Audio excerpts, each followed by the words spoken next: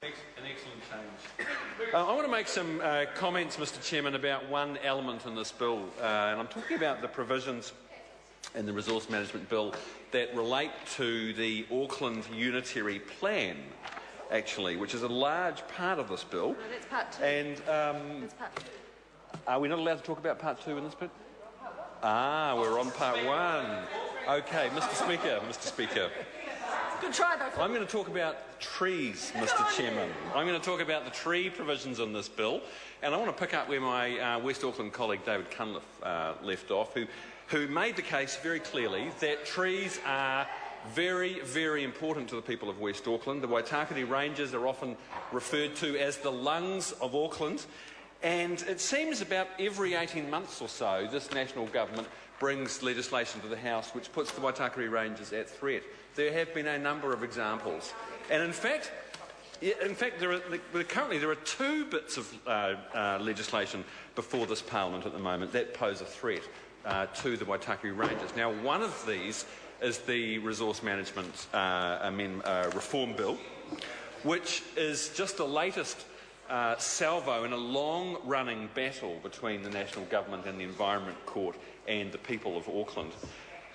And National is doing its best to take away the ability of local territorial authorities in Auckland to use tree protection measures to protect Auckland's urban forest.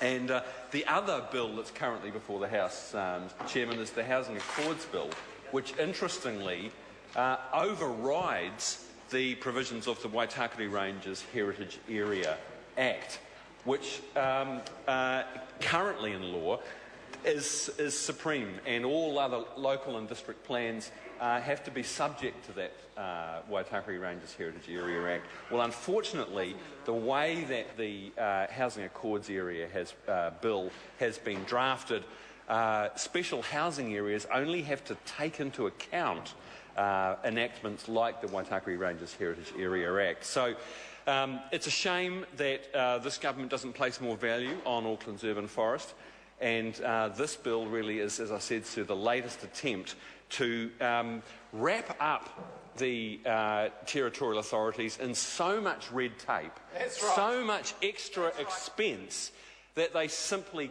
cannot effectively protect the urban forest of Auckland. And it's not only the Waitakere Ranges out in West Auckland, but actually the Pohutukawa fringed coastal suburbs of the North Shore and East Auckland are affected by this measure as well. And there are many sections around those coastal fringes where developers have come in over the last couple of years and bowled Pohutukawa trees, just cleared them in order to provide a better view or to make for more empty space on the section. That's the outcome that the National Party would like to see, because they value property rights, individual property rights, over every other thing of value. Individual everything. And actually that is probably the underlying ethos of this bill. It's about swinging the pendulum in favour of development, away from protecting the environment, I'm sorry to away interrupt from the honourable environmental member. bottom lines. The time has come for me to report progress.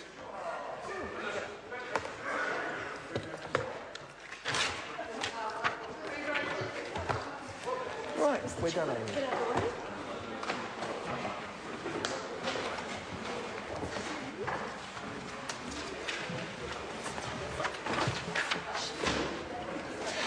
The House is resumed. Mr Chairman.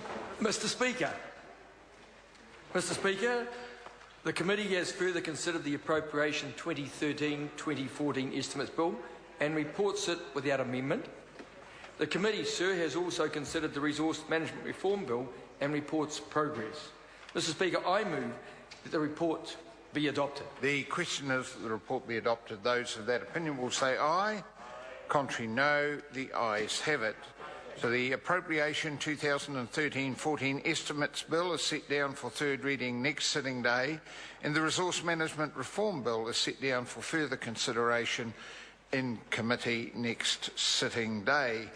And the House is suspended till the extended hour sitting at 9 a.m. tomorrow morning, at which time I shall assume the chair. Good evening, everybody.